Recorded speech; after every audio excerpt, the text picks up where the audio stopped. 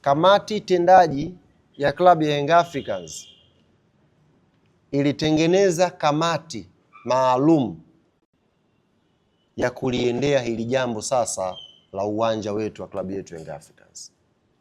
Na kamati hii itakuwa chini ya rais wa klabu yetu, kwa maana ya Engineer Hersi Ali Said, ndio atakuwa mwenyekiti wa hiyo kamati.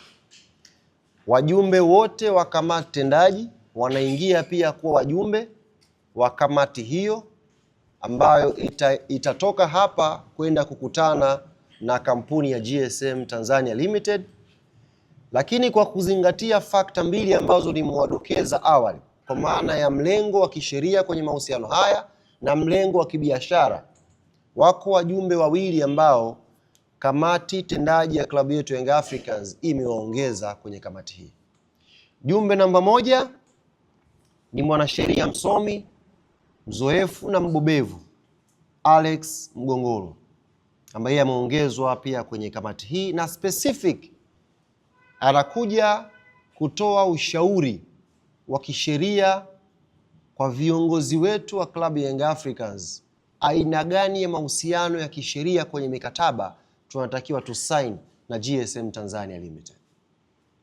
Lakini mjumbe wa pili ambaye ameongezwa kwenye kamati hii ni kaka yetu Ivan Tarimo, ambaye yeye anakuja sasa kutusaidia kwenye engo ya kibiashara. Wote mnamfahamu Ivan Tarimo, ana background nzuri ya business. Kuna yeye ameongezwa kuja kutusaidia kwenye engo ya pili. Engo ya kwanza ya kisheria, watu ambao watakuja kuleta ushauri kwa viongozi wetu, ameongezwa hapa Alex Mgongolo.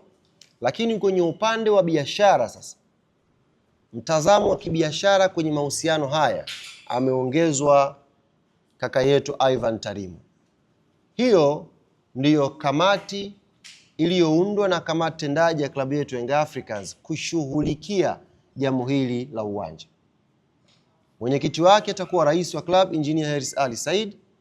Wajumbe wa kamati tendaji watakuwa ni wajumbe automatic wa kamati hiyo, plus wajumbe wawili ambao tumewaongeza. Mmoja kwenye uwanda wa sheria Alex Mgongolo, wa pili ni Ivan Tarimo kwenye eneo la biashara.